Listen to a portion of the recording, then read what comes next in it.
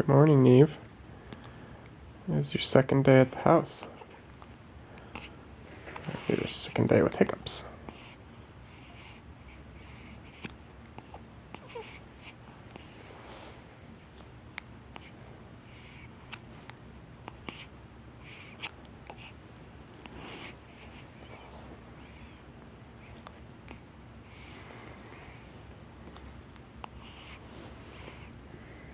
What's happening?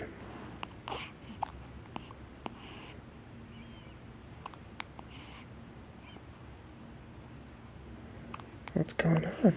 You're looking at things. What's out there? Oh,